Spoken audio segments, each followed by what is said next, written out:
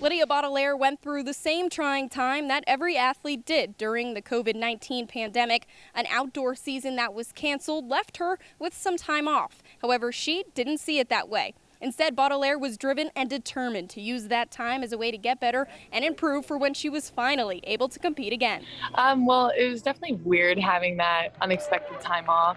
I didn't take it as time off. I never viewed it as time off. It was more of like, and even my coach was taking it very seriously. Like, this is time to prep and get really a strong base going into our sophomore year and stuff. And him and I had talked a little bit about like what our training was going to look like. And I honestly like appreciated the time to just take a step back and look at it from a holistic view and kind of get like an idea of what I wanted to accomplish going into my sophomore year. Yeah, it was untimely, but it kind of benefited a lot of us in the long run. I know my team had a lot of Zoom calls over the summer so we could all stay in touch. And I don't know, I feel like this year we all just became a lot closer going through that. So I'm a very team oriented person, so I wouldn't trade it for anything. Bottelier was able to compete in an indoor season. Initially, she was also competing in more than just the high jump. However, injuries would set her back, which would make the change to going back to solely focusing on her best event. That move would eventually pay off after making her first podium at ACC's with a silver medal. I know what I'm capable of, especially in high jump.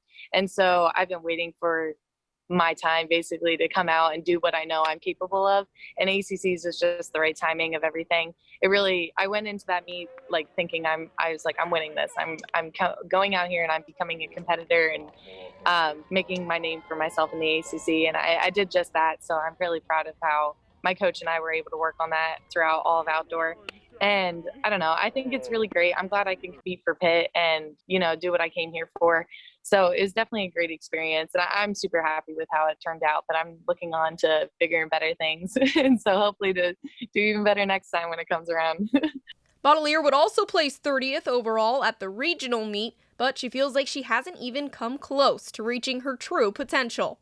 No, I'm always challenging myself. I always think like, and you could even ask any of my teammates, they're always like, Lydia, don't be so hard on yourself. Don't be so hard on yourself. And I'm like, no, but I have to, because like, I know I'm capable of jumping a lot higher than I even finished this season with. And my coach knows the same. So it's more so I'm never going to be satisfied with how I compete, but I know I could get close to it. So I'm definitely looking forward to, continuing to make a name for myself and putting good marks out there consistently for the next couple of years for sure.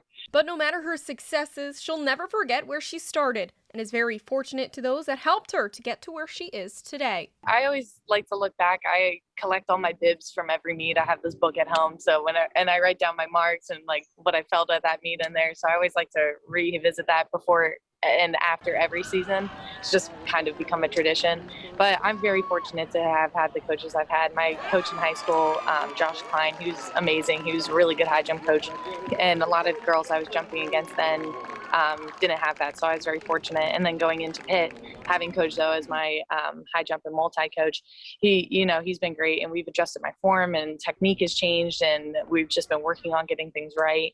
And so overall, I've been very fortunate and I wouldn't trade it for anything, but I couldn't have done any of my accomplishments without my coaches, that's for sure. Reporting for the Service Electric Network, I'm Cassie Schmidt.